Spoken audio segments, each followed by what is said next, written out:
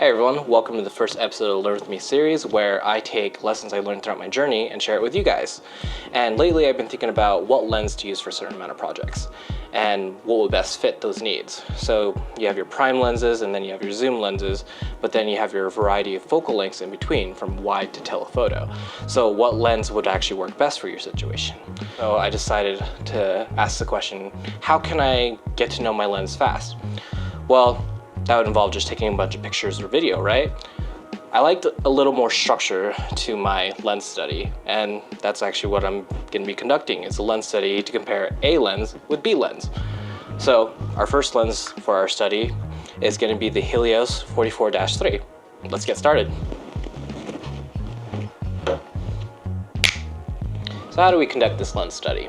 Well, I like to get a friend, drag them around and suffer a little bit behind the camera, take some pictures of their face, do some extreme close-ups, take some pictures of their hands, or if you don't have a buddy that's free at the time and they might be busy, well, get a stuffed animal and a toy.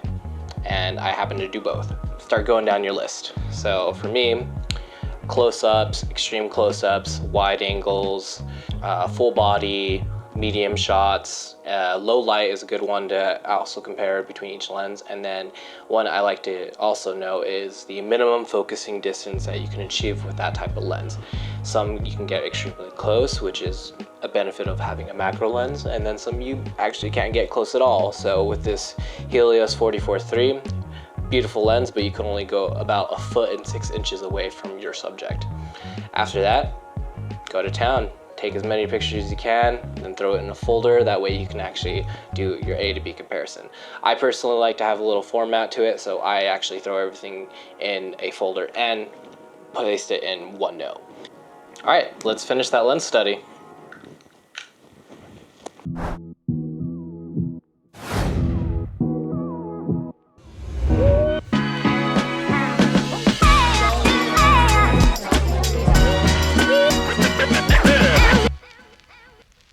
So after you're done with your lens study, come back to your computer, start uploading everything, and start pasting each photo that fits each criteria that you were taking the picture for. So I also use OneNote as my checklist during my lens study. That way I know I'm getting all the shots I need.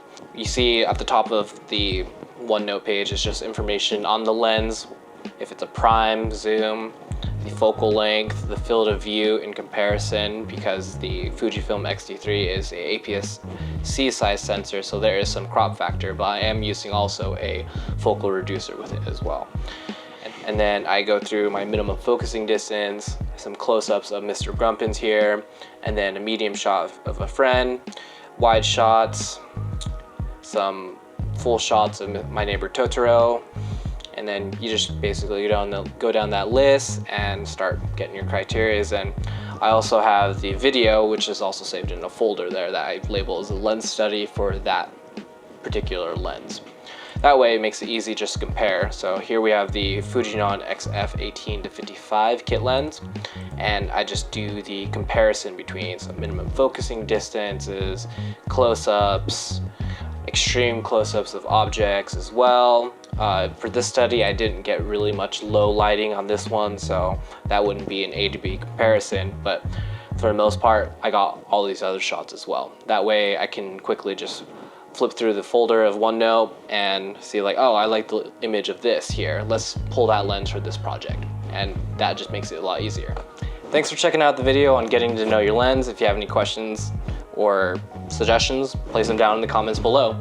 And if you like what you saw, you know what button to press. So I'm planning on getting a once-a-month posting schedule for this. Is gonna vary from travel films to skits to the Learn With Me series.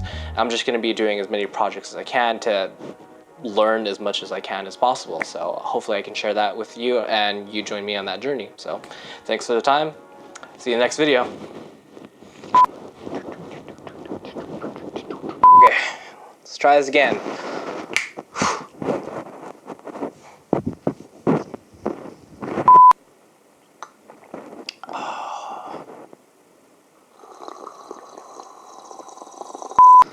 Recording yourself is hard. Jeez.